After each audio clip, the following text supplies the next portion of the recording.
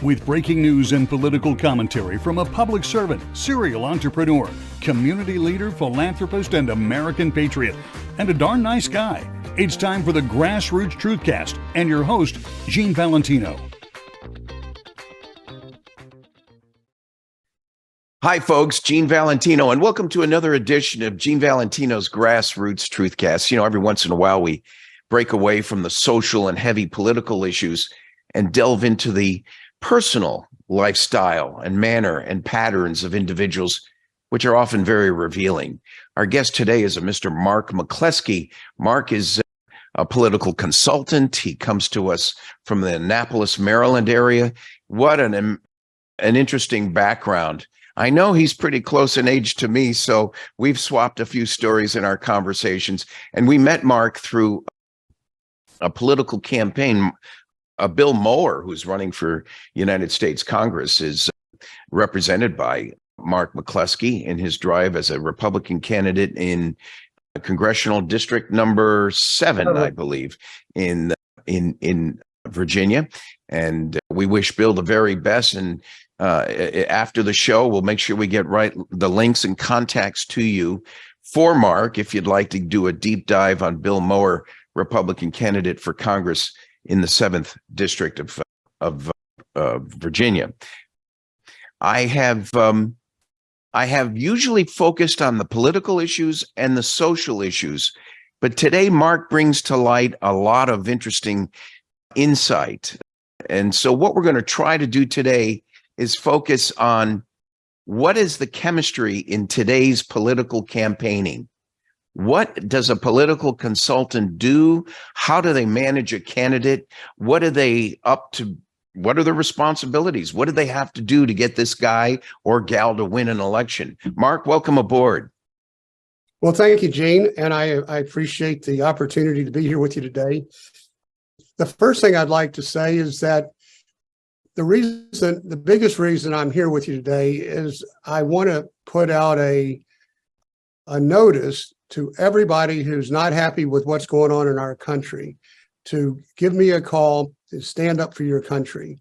That's what I do as a national political consultant, is I reach out and I develop candidates. A lot of the candidates that we're getting today, it's amazing who they are. It's like it's 1775 again, where back in 1775, people were coming off the fields and the farms and they were saying, how do I load this gun?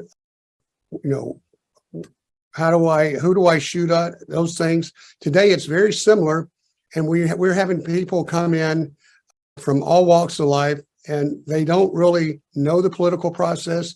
All they know is that they don't like what's going on in their school systems.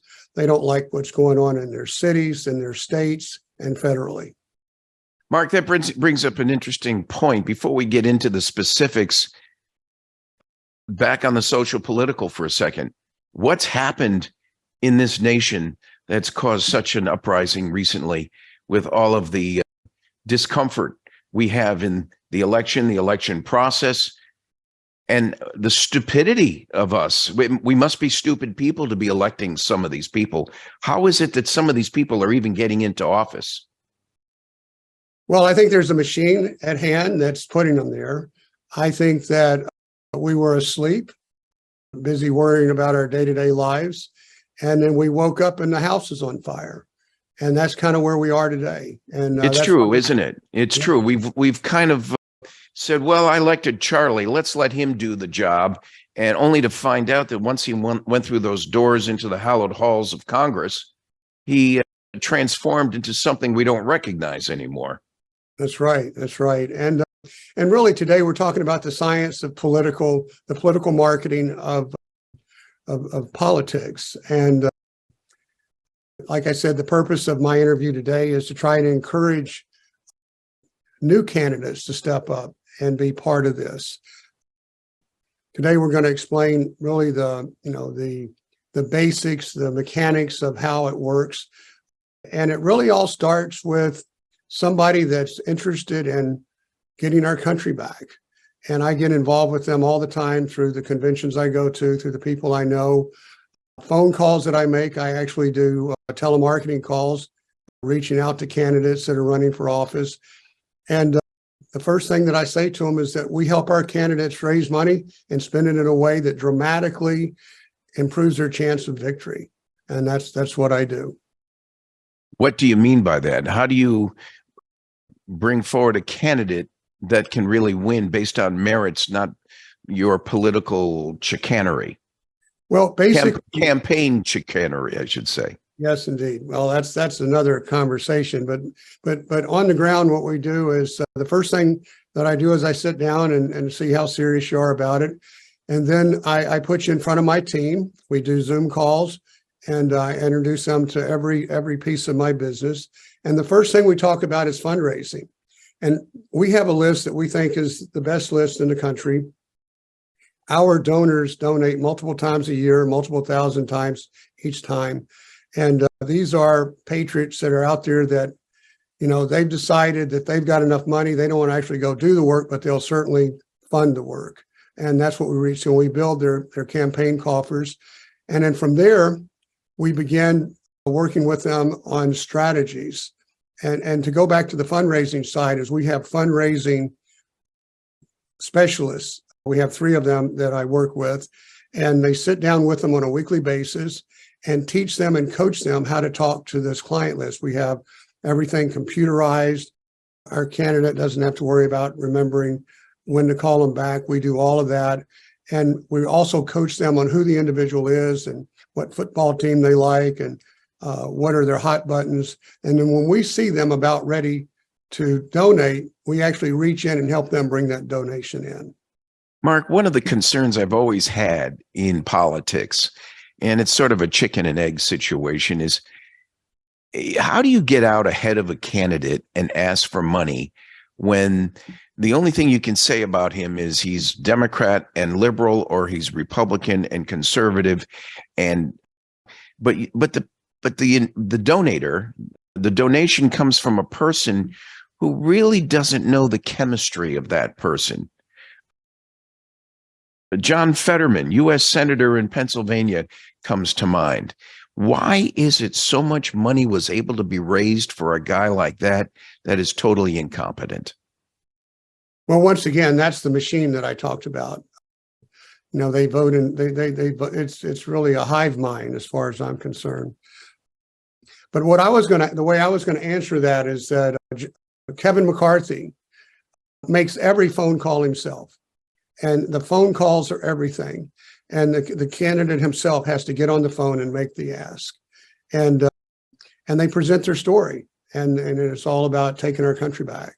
Well, you said you had a team in place that's actually going out and making the campaign solicitation for the candidate. Isn't there some sort of understanding that the donor would like to have? Where does he stand on abortion? Where does he stand on the issues of Ukraine? Where does he stand on the border and the balanced budget issues? The election process, just to name a few. Don't these people donating want to know who the heck they're giving their money to, whatever's left of it these days? Absolutely. And it's always the candidate that makes the calls. There's really no way to enter into this political arena if you're not going to have the courage to get on the phone and start asking for money. And most people that we know have $100,000 in their cell phone, with the people they know. Yeah, it would seem to me that in today's world, the old days of going door to door, kissing the baby and shaking hands is obsoleted by all of the new social media techniques and the electronic availabilities. But I'm an old-fashioned dog here. There's nothing like going up and shaking the hand of an individual and looking them square in the eye and saying, hey, here's what you're getting. Would you please vote for me? Does that still go on in today's world of politics? Yes, it does. And I know you did quite a bit of that yourself when you ran for office. We have what we call a walk app.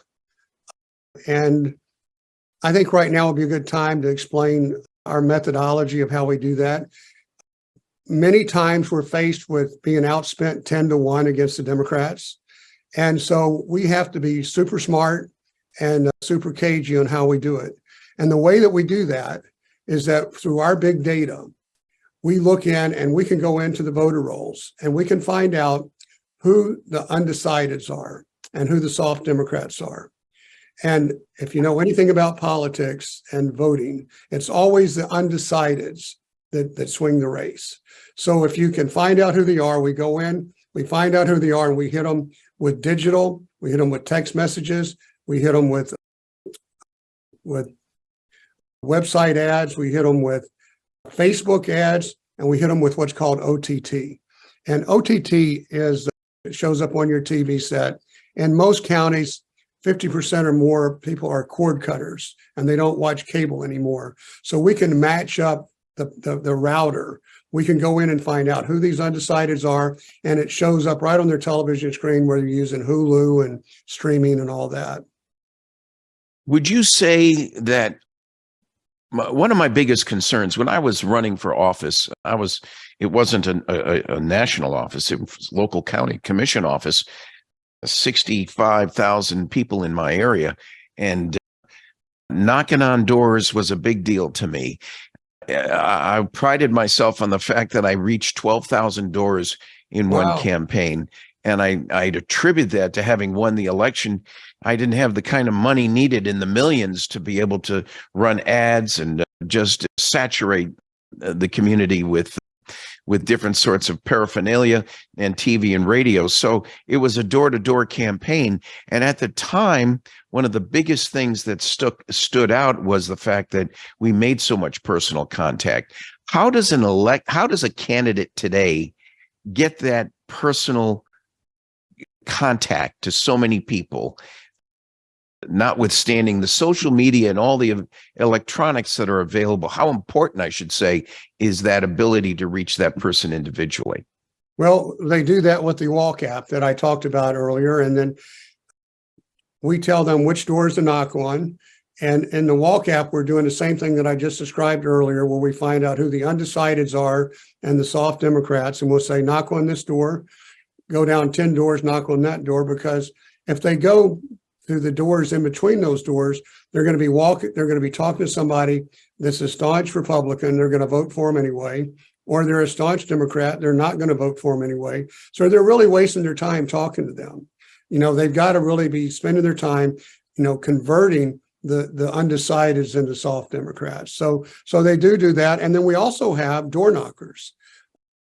We have a field that we have a company that we use that actually sends out a team of door knockers, and they use the same walking app that I just described. One of the biggest concerns, I think, today is not only the strategy in the field and the strategy of raising money, but the strategy of dealing with your client. The client, and I'm just as guilty of it. I had a campaign manager myself, and I know better than you how to run my campaign, Mark. I say that tongue in cheek. You know darn well you're Mark's a political consultant, folks. He's handling campaigns at the state and federal level nationwide. So I yield to his good judgment. we're very lucky to have him with us today. But Mark, what do you do with the candidate? The candidate often goes down a path of, I know better than you.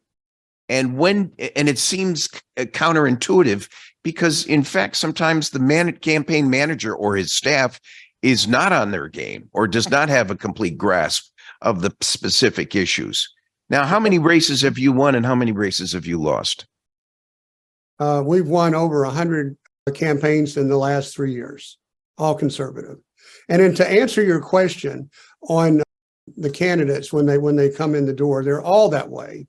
They want to go down and talk to the VFW. They want to go to all these speaking routines. But what they're doing is they're preaching to the choir everywhere they go. So they're wasting their time. All those people they're talking to are going to be voting for them anyway. And where we struggle trying to communicate with our clients is that we find that they want to do the fun stuff. And the only way you're going to win is by doing the hard stuff. So we try to pull them away from the fun stuff, which is all the, going to the different places and speaking to people that are probably already going to vote for them anyway, and have them making these telephone calls to our donors. Do you find it necessary to warn the candidate not to be absorbed by the money. So here, Charlie here has got a $5,000 check to give you, but Jane over here has $200 check to give you. But Jane is on top of a network of people that might yield so much more of a gain for that political consultant, for that candidate, excuse me. Yet the candidate has been distracted by the money and not looking at the network of acceptance, introduction, and presentation, which yields acceptance by the electorate. Yes, that's very true. A lot of times, and I heard you say this the other day, and I've heard it on a lot of podcasts that, I need $100,000, but it needs to come in $5 and $20 and $25 and $50 donations, because the people that are also sending the money are also voting for you and talking about you. So what's your biggest challenge with the candidates? How do you take them to a victory? Presuming they're well-founded, anchored well with good principles and policies and position statements, that they really show the passion they're going to get in there and achieve, but some don't know how to get through that door. How do you guide a political candidate to come to that understanding? Well, we win 90% of all races that we do where we have the most money. Like if we can outspend the Democrat, 90% of the time we can win. And so what does that mean? That means that our candidate's got to be a fundraiser. He's got to be a telemarketer. It's a hard job. It's not the fun part, but 80%, he's got to be spending, depending on level of race it is, if it's a congressional race or a top state Senate race, he needs to be spending, 40 hours a week on the phone asking for money. Because what happens is we get the money in and then we digitally go after the voters that I described earlier. Yeah, but Mark, how do you do that? I mean, if I'm a new guy running into politics and I want to put my hat in the ring, I'm a little intimidated about how do I know what your position is on given issues? I've got a list of 1,000 names I'm supposed to call to raise money. I don't know where they stand. How do I know they're going to be receptive to some of my policies or positions? Well, that's the beauty of it. Our fundraising team and our associates have all of that. So what they do is we say, this is John Smith, he's a Republican, school boards are important to him. The CRT piece is important to him, all of those things. So when they talk to him, they know exactly how to hit their hot buttons. Some of the politics scares most people and is where people come away with the feeling that politics is dirty and not very becoming. I tried to go in there holding my head high when I ran. Yeah, I tried to raise money and I did. I knew in the back I had a little extra reserve of cash I could use to maybe get me over the finish line. But I always, and all my consultants and advisors said, just go out and raise money. And that was the most nauseating thing to me. Don't tell me about raising money. I'm more interested in sharing the principles. I remember the early days of Abraham Lincoln standing up on the soapbox and espousing certain policies and principles, shouting from the top of his lungs to as many as it could hear him within the block. And he never knew how to ask for money. It wasn't about it then. It was about principles. Today, I've got to ask for money. And I find that so repulsive at times. And you know what I say to some of those people when I was campaigning? I said, don't tell me about the money that you think I'm going to ask you for, because you can't own me. You can't own me. Sell me on your idea. Sell me on your position. Convince me that you're really in need to see this policy or position get activated, like a constitutional amendment to protect our term limits for those that don't have it, or voting procedures, or the border. Talk to me about principles you would like to see established. Talk to me about something that you need done in terms of a levee, a dike, or something in your infrastructure in the region. But don't try to buy me. If you try to buy me, it nauseates me. In fact, if you sell me on your idea, I'll be the best dog in the fight you ever had, and it won't cost you a dime. How about that? Very cool. Well, for starters, Abe Lincoln lucked out as nobody had telephones back then, so he didn't have to or get on the social phone and make media the calls. And he did lose, I think, 3 times before he actually won an election. Good point. But it really gets down to making the phone calls and building. You've got to have money, because today there are telephones. Today, a lot of people don't answer their telephones today. So that therein comes, the Facebook and the social media and the website ads, the display ads, the OTT on the television. So the candidate today has to deliver his message digitally. And that's where all our digital comes in. We're the best of digital in the country. We have a lot of general consultants that actually come to us for our digital. But today it's a different game. You can walk around and knock on doors using our walk-in app, but that takes a long time. And fundraising. It's fundraising. It's money. And whoever has the most money is the one that's going to pretty much win. The only difference is we generally find ourselves outspent 10-1, and that's why our methodology of going after the undecideds and the soft Democrats and hitting them with as much lead as we can put on that small amount of targets to swing the race. No, wait a minute. Now you say you're winning. It's all about money, but you're being outspent 10-1. So what are you doing right? Well, instead of contacting everybody, instead of spending all your money contacting the Republicans that are going to vote for you anyway, which is a lot of money to contact them, or trying to contact and convince the Democrats that are hard Democrats that are never going to vote for you anyway. So we take our money and put it all on the undecideds and the soft Democrats, the ones that we, with our heart and our hand, telling our story about how we want to save America in the school boards, in the district races, the federal races, to convince them to actually go to the polls and vote for us. Well, my question was a setup. You're talking about raising money, and I understand all that, but you must be doing something outside the scope of money. If you're winning again, if you're being outspent 10-1, there must be some unique capability on your part that brings that person over the line for victory. Do I dare ask, what's the secret sauce?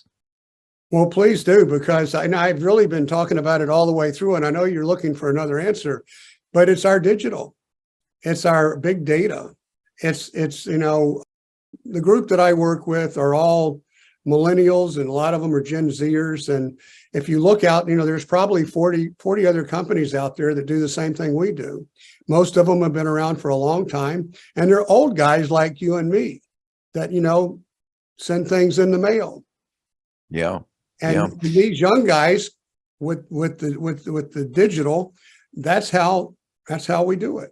Is we go out there with our big data, and we're able to go into the voter roll and find the undecideds and the soft Democrats. And Morton Blackwell, who I know Morton Blackwell, Leadership Institute. I'm a 10X graduate there. He will sit there and tell you for an hour and a half, it's always the undecideds that call the race. And they're the ones that know the least. We're talking with Mark McCleskey, a political consultant from the Annapolis, Maryland area. He's representing a friend of mine, Bill Mower, who's running for Congress in Virginia, Congressional District number 7. Speaking of raising money, a plug for Bill. If anyone's looking to contribute to Bill's campaign or would like to know more about Bill, very interesting Republican and conservative with good principles, contact Mark. We'll make sure you have contact information of Mark. from this show. Mark, you want to throw out a website, an email now, or whatever? Well, I'll make it very simple. My name is Mark McCleskey, National Political Consultant. We help our candidates raise money and spend it in a way that will dramatically improve their chances of victory. And my phone number is 410-956-5050. 410-956-5050. I am here for you 24/7, 365, and I mean that. Mark, that's very good. We talked about political influence in the state of affairs today. How do you find campaigning today with all of the issues before us? Serious issues before us, issues that affect our constitutional republic and this thing we're trying to work at preserving called a democracy. How do you find candidates worthy of this challenge? The candidates just kind of come, they come to us because they woke up. These are the same people that were asleep while the Democrats did their magic, and they're waking up out there. A lot of them are parents, and they have children, daughters in these school systems. Loudoun County in Virginia in particular, that's where that case where the boy put on a girl's dress and went in a girl's bathroom and raped the girl, and the father took it to the school board and had a pretty tough time. So these mama bears out there, they're waking up. And if you're messing with their cubs, they're going to be a force to be reckoned with. We certainly see the pendulum swinging back the other way. Speaking of the mama bears, we're seeing a lot of them introduce themselves as candidates as well into Congress, and some of them are rather formidable. Some I think should retire, but in other senses, there's a tenacity in their spirit that wants to preserve this republic. And you want to throw out any names you've represented that fit that mold? Well, we've talked about Bill Moher, and he's going after Virginia District 7. It's a race I think that he's going to win. Bill has a lot of money behind him. He's got a lot of donation coming in as well. And I really think that Bill's going to win that seat. What distinguishes Bill from the crowd? What distinguishes Bill is his tenacity, is that he doesn't let people, baffle him, or he recognizes BS when it's coming his way. And he fights. He's a real fighter. Sometimes it's important, and Bill's a friend of mine too, so I won't pick on him. Well, I will pick on him. He's a friend of mine, and I love him dearly, so that's why I'm going to pick on him. But is there a tenacity in his spirit that sometimes is there room for consensus with political candidates? You want to take on a fight, but you got to pick. You got to know when to use a feather, and you got to know when to use the hammer. Yes, that is correct, and that goes on in Congress all the time. But Bill doesn't have a feather. I don't think he's ever seen a feather. I don't think he knows how to use a feather. He's a hammer, and we need hammers today. Well, that's well stated, and that's why I support Donald Trump. I wouldn't say he would get an A+ in finishing school, but I do think that he is the alligator we need in the swamp to mitigate some of this reckless behavior. And that's a good point. The candidates, do they realize the scope of authority vested in them versus what they're going to have to fix outside of them through consensus and compromise? Well, I think the person that goes in is the same person they've been all their life. And if they're a hammer, they're going to be a hammer. And Donald Trump is a hammer. And we need a hammer because, our country's been taken over and we have to take it back. And I think we will take it back. But it's going to require Donald Trump and people like him to step up to the fight. And that's why I'm in it. I'm in it to help gather the candidates that will step up to the fight. We're talking with Mark McCleskey. He's out of the Annapolis, Maryland area, and he's representing candidates from all over the nation as a political consultant. If you have such a need or a friend who has the need for such a need, please feel free to contact Gene Valentino at Gene Valentino's GrassRoots TruthCast or Mark McCleskey. Mark, you want to give us your contact information again? Yes, once again, my number is 410-956-5050, 410-956-5050, 24/7. And do you have a website or an email? No, that's just all. That's good enough. That's good enough for right now, right? Okay. Mark, ladies and gentlemen, thank you for joining us on another one of our GrassRoots TruthCast episodes. As I said, my guest today has been Mark McCleskey, a political consultant. We're glad to have you with us, Mark. Thank you very much, Gene. It's been a very wonderful 30 minutes with you. Thank you for the privilege to be with you. Great. See you again soon.